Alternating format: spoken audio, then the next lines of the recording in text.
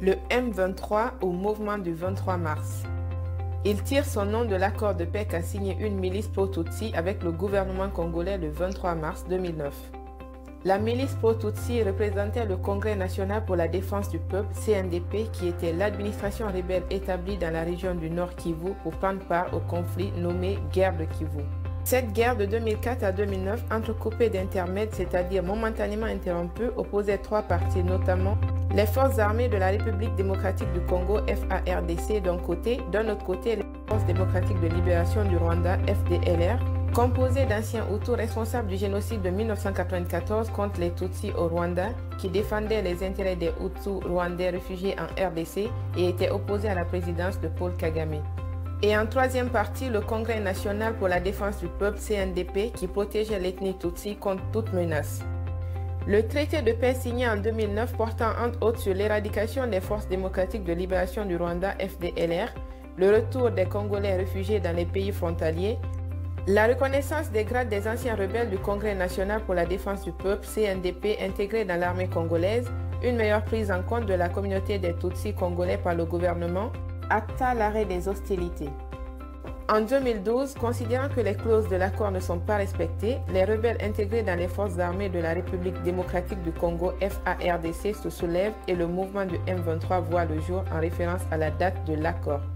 Ce mouvement est donc officiellement composé par des anciens soldats de l'armée congolaise qui se sont rebellés car ils accusent le gouvernement de marginaliser leur minorité ethnique Tutsi, originaire des communautés rwandophones.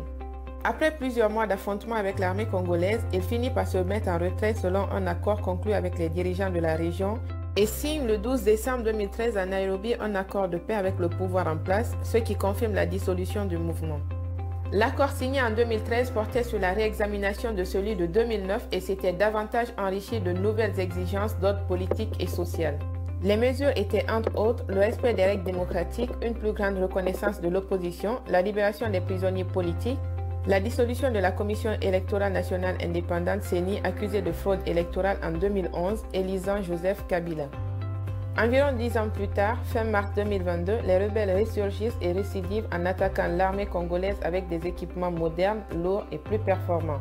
Ils estiment à nouveau que la RDC n'aurait pas respecté ses engagements et ils demandent à être réintégrés à l'armée congolaise ou à revenir sur leur terre Nord Kivu qu'ils revendiquent.